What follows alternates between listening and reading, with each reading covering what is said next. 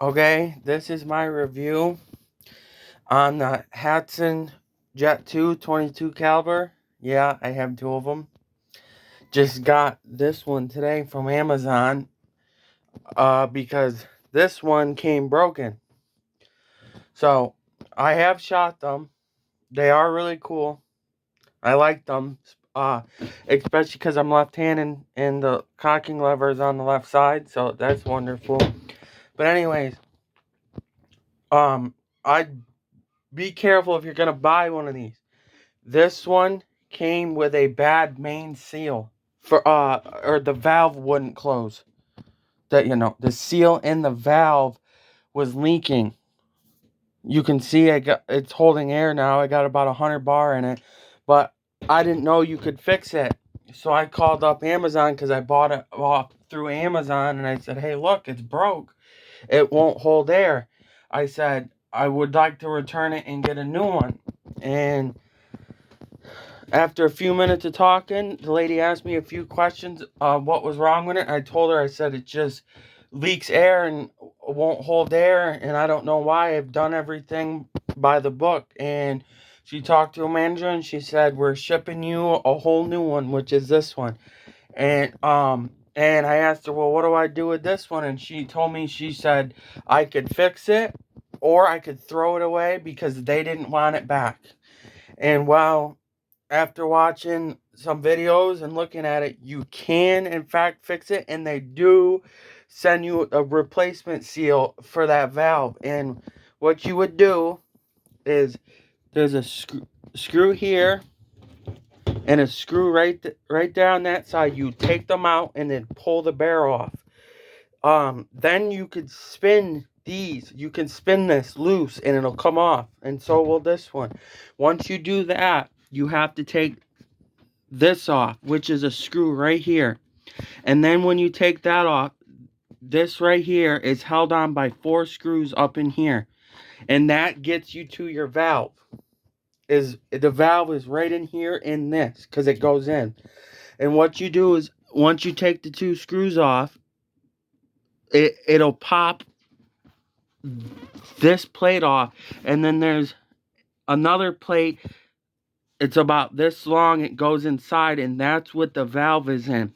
And how do you get that off is you take there's a screw here, and then you take this screw out, and you will already have this screw out and this mount off. Well, there's 2 more screws up inside there. You would take them 2 screws out, which would allow you to pull that piece in there out, which is the valve. And then once you get the valve out, there's a needle and a spring, and you would take it out.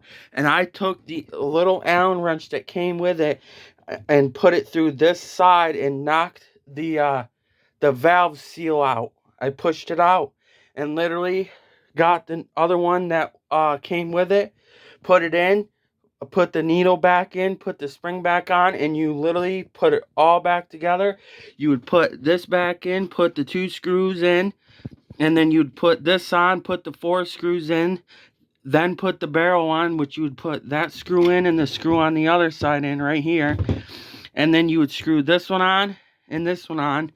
And then you would put this screw in that holds to the trigger guard. You would put that second one in that holds the trigger guard in. And then you would put this one in. And once you do that, it's done. And that's how I fixed it. And they both have about 100 bar, and I'm literally waiting to get my air compressor because I found out really quickly they're a pain in the ass to pump up. But my tip to you, because I had to do this, I could not get them to hold air when they were at 0 because they come empty. I had to build an adapter at Lowe's. I had to build an adapter from Lowe's, which you can see it, that adapter right there. I had to build that adapter, which is the female fitting to the end of the gun, and then a male fitting to my dad's nail gun air compressor. And And then what I had to do is I had to put that on there, wait until his air compressor got up to 150 psi, and then I connected the hose onto that, which is on the gun, and it would shoot 150 psi in it, which is almost enough to close the valve in here. There's a valve up in here in the end. It'll close it about 90% of the way. It will still leak. And then what you have to do is I had to unhook that all, and then I had to take the pump, the PCP pump, hook it up to it and pump it up to 100 bar to get that seal or that valve in there, whatever it is, the seal to close so it wouldn't leak air out of the end, because you can see the fitting. But other than that, after having the problems with this one and then Amazon sending me that one for free, I'm really happy with them. I'm really going to kill a lot of squirrels with them. They're going to be a hell of a squirrel gun. I like the 7-shot magazine. They're both in 22 caliber. I'm going to put a red dot on this one, I think. If I don't run the iron sights. I see a lot of people saying that that theirs only has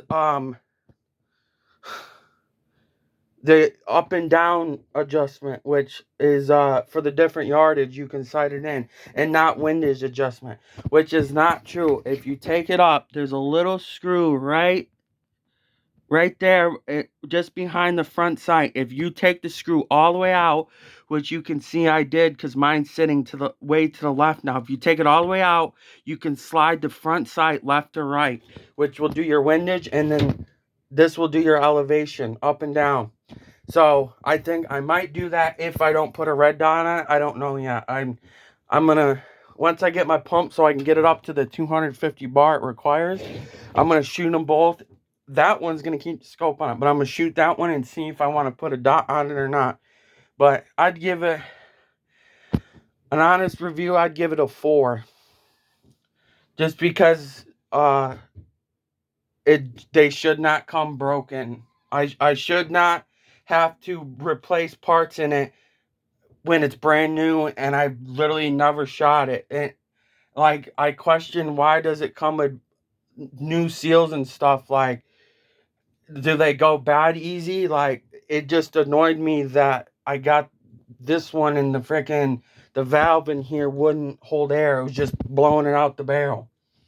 But now that I know how to fix it, and now that I got a couple spare parts because I got parts for that gun, now I'm good.